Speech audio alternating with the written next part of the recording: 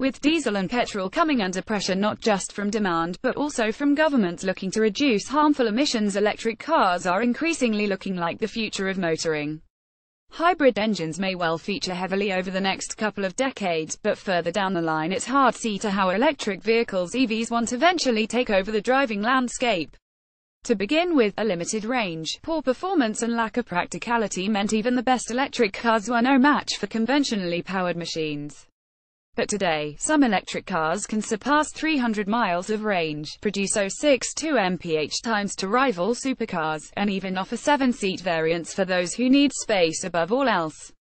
Times really are changing. This is remarkable given that a few years ago, the best electric car in the UK wasn't a car at all. The Riva Gwiz was to all intents and purposes a quadricycle, which used a set of standard 12-volt lead-acid car batteries to drive a tiny electric motor. This meant it was slow and had a limited range, which in turn meant it was only really suited to EV-friendly cities. Fast forward a handful of years, and the Nissan Leaf arrived to revolutionize the electric car market. The 5-door, 5-seater hatch became an instant success thanks to its family-friendly layout, and its similarity to conventional cars.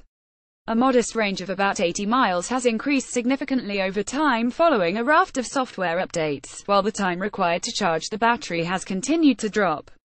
Having hit showrooms in 2010, these constant improvements have made it one of the best electric cars you can buy today. Since the arrival of the Leaf, most major car makers have invested in EV models. Firms such as Ford, Hyundai, Kia, PSA, Peugeot, Citroën, Renault and Volkswagen have all developed and sell their own electric vehicles, and prestige firm BMW has even created its own EV sub-brand. Perhaps the most significant development was the arrival of Tesla, with its all-electric model range, unique battery system and use of cutting-edge technology on its Model S and Model X cars. Of course, EVs have their advantages and disadvantages, just like the internal combustion engine. Most people want to be able to look past the limits of driving range and electric charging time.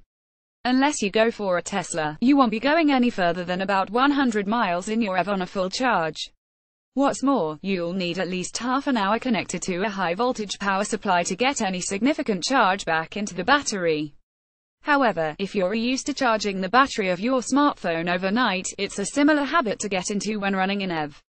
That's if you have access to charging. This will be the main factor in whether you can make an EV work for you. If you don't have a garage or off-street parking where you can fit a high-voltage wallbox, or if your local authority hasn't installed on-street charging, then an EV is likely to be a non-starter.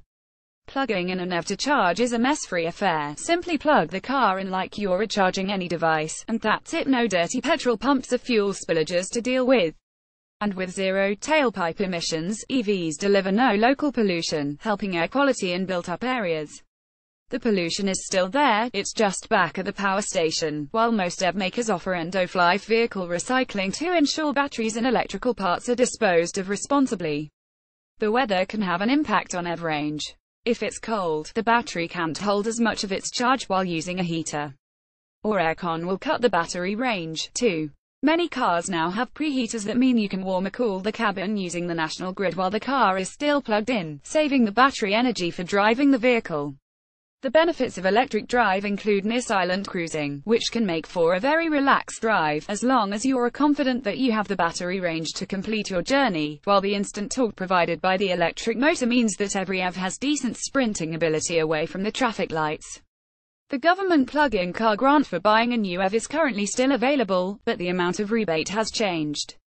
You can now get up to £4,500 off an EV, but while list prices are also coming down as cost margins reduce, you'll still need to find well over £20,000 to buy an EV. Leasing could be a better option, while some makers, chiefly Renault and Nissan, offer separate battery lease deals that should help to lower costs. Changes to UK road tax in April 2017 mean that the only cars that now qualify for free road tax are EVs that cost less than £40,000.